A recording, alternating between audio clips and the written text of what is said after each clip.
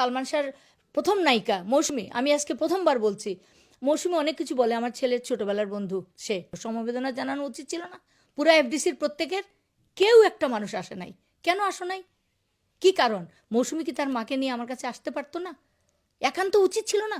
আমার ছেলেটা মারা গেছে, তোর নায়ক, তুমি আসলে কি ফেসে যাইতি? এটা প্রথমে এক নম্বর আছে সালমান শাহের স্ত্রী সামিরা হক, তারপরে তার আজিজ মোহাম্মদ বাহাই, ও কিন্তু ভাই না, বাহাই, আজিজ মোহাম্মদ বাহাই, তারপরে লুসি হক সামিরার মা, তারপরে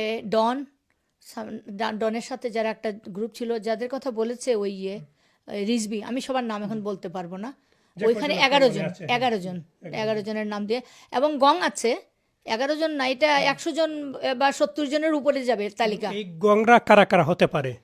এই গং বলতে ওই তো বললাম আমি, এখানে মোস্তাক আসবে, তার হাজবেন্ড যার সাথে বিয়ে হয়েছিল, সালমানের বন্ধু ছিল, ঘরে ছিল, তার সাথেই বিয়ে হলো কেন? ওখানে